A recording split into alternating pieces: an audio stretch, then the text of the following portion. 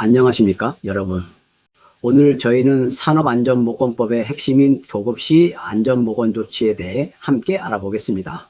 이 시간은 위험의 외주화를 막고 법적 의무를 어떻게 효과적으로 구조화해야 하는지, 그리고 시험 대비와 실제 현장 안전관리에 필요한 지식을 쉽고 명확하게 전달해 드릴 것입니다. 도급이라는 건 기업의 입장에서 보면 전문 업체를 활용해 효율성과 생산성을 높이려는 목적이 있습니다. 하지만 법적인 관점에서 보면 위험의 외주화를 막고 책임 소재를 명확히 하는 것이 중요하죠. 산업안전보건법 제1조의 목적처럼 산업재해를 예방하는 것이 최우선이며 그 책임은 원청, 즉 도급인에게 그대로 남아있다는 점을 명심하셔야 합니다. 그럼 먼저 도급 관계에 나오는 주요 용어들을 정리해 볼까요? 도급인은 물건 제조, 건설, 서비스 제공 등을 다른 사업주에게 맡기는 쪽이고요. 수급인은 도급인으로부터 그 업무를 받아서 수행하는 사업주를 말합니다. 만약 다단계 하도급이 이루어지는 경우 각 단계의 모든 사업주를 관계수급인이라고 부르는데, 이 용어들은 산업안전보건법 제2조에 명확히 정의되어 있습니다. 이제 가장 중요한 부분 중 하나인데요. 절대 도급이 금지되는 작업이 있습니다. 바로 도금 작업이나 수분, 납, 카드뮴 같은 유해 물질을 재련, 주입, 가공, 가열하는 작업들이 해당됩니다. 여기서 꼭 주의하실 점은 시험에 자주 등장하는 함정인데요. 망가는 도급 금지 대상이 아니라는 사실입니다. 망가는 관리 대상일 뿐 도급 자체가 금지되지는 않는다는 것을 꼭 기억해 두세요. 다음은 도급 승인 대상과 절차입니다. 황산이나 불산처럼 급성, 톡성이나 피부 부식성이 강한 물질을 다루는 작업은 도급을 하기 전에 반드시 고용노동부 장관의 승인을 받아야 합니다. 이때 안전보건평가서를 제출해야 하고요. 승인 유효기간은 3년이며 필요하면 3년 연장도 가능합니다.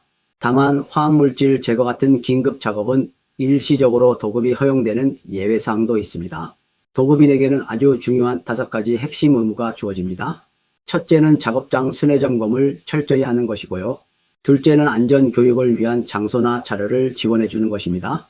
셋째는 비상상황을 알리는 경보를 통일되게 운영해야 합니다. 넷째는 여러 작업이 겹치지 않도록 시간과 장소를 조정하는 것이며, 마지막으로 작업자들을 위한 적절한 위생시설을 제공하는 것입니다. 여기서 중요한 오해를 풀어드리겠습니다. 도급인의 안전관리와 직접 지휘는 명확히 구분되어야 합니다. 도급인은 안전조치를 확인하고 위반사항 시정 요구, 작업시기 조정 같은 합법적인 안전관리를 해야 합니다. 하지만 하청 근로자에게 구체적인 작업 방식을 직접 지시하거나 보호구 착용을 명령하는 것은 불법 파견, 즉 직접 지휘에 해당하여 금지됩니다. 핵심은 도급인은 반드시 수급인, 즉 하청 사업주를 통해서 조치해야 한다는 것입니다. 안전 및 복권에 관한 협의체 운영도 도급인의 중요한 의무 중 하나입니다. 이 협의체는 도급인이 의장이 되고 모든 수급인 전원이 참석해야 합니다. 개최 주기는 매월 1회 이상이며 분기별 1회가 아니라는 점을 꼭 기억하세요. 협의체의 주요 안건으로는 작업 시작 시간 조정, 대피 방법 훈련, 사고 발생 시 연락체계 구축 등이 있습니다. 작업장 순회점검 주기 또한 중요합니다. 건설업, 제조업, 광업처럼 위험성이 높은 업종은 2일에 2회 이상 순회점검을 해야 하고요. 그 외 기타 서비스업 등은 일주일에 1회 이상 실시해야 합니다. 이때 수급인은 도급인의 정당한 순회점검을 거부하거나 방해해서는 안 된다는 점을 명심하셔야 합니다. 정보 제공 의무에 대해서도 말씀드리겠습니다. 도급인은 작업 시작 전에 유해위험 화학물질 정보인 MSDS와 비상대피로 경보체계, 그리고 위험기계기구의 특성 같은 안전정보를 수급인에게 필수적으로 제공해야 합니다. 더 나아가 도급인은 수급인이 이 정보를 바탕으로 적절한 안전조치를 취했는지 반드시 확인해야 할 책임이 있습니다. 건설업에는 특별조치로 안전보건 대장 제도가 있습니다. 이건 총 공사금액 50억 원 이상인 공사에 적용되는데요.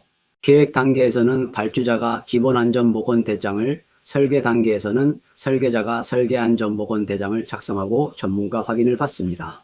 마지막으로 시공 단계에서는 공사시공자가 공사안전보건 대장을 작성하고 발주자가 확인하는 방식으로 운영됩니다. 기계기구를 대여할 때 조치사항도 살펴보겠습니다. 도급인, 즉 기계를 빌려주는 측은 해당 기계의 성능과 방호조치에 관한 서면을 발급하고 안전인증 및 검사 여부를 확인해야 합니다. 반면 수급인, 즉 기계를 빌려 쓰는 측은 운전자의 자격이나 면허를 확인하고 작업 내용과 신호 방법에 대한 교육을 철저히 해야 할 의무가 있습니다. 유해 화학물질 관리에 있어 MSDS, 즉 물질안전보건자료 제출 및 게시 의무는 기본입니다. 만약 영업비밀로 인해 화학물질 명칭 등을 비공개하려면 고용노동부 장관의 승인이 필요한데요. 유효기간은 5년이며 연장 가능합니다. 하지만 발암성 물질과 같이 중대한 위해성이 있는 물질은 영업비밀로도 절대 비공개할 수 없다는 점을 꼭 기억해 주세요. 자, 이제 시험에 자주 나오는 오답 함정들을 정리해 보겠습니다. 망간이 도급 금지 물질이다. 이건 틀린 내용입니다. 수은, 납, 카드뮴만 금지죠. 협의체에 수급인 대표만 참석한다? 아닙니다. 수급인 전원이 참석해야 합니다. 원청이 하청 근로자에게 직접 지시한다? 불법 파견으로 금지됩니다. 마지막으로 순회점검은 모든 업종주 1회이다. 이 또한 틀렸습니다. 건설, 제조업은 2일에 1회 이상입니다. 결론적으로 산업안전보건법의 준수는 단순히 규제를 따르는 것을 넘어 안전경영의 시작이라는 점을 강조하고 싶습니다.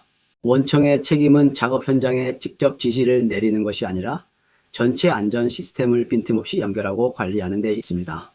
이것으로 산업안전보건법 핵심 가이드 강의를 마치겠습니다. 관련하여 구체적인 출제 문제에 대한 정리자료는 첨부 자료를 참조 바랍니다. 여러분의 합격을 기원합니다. 수고하셨습니다.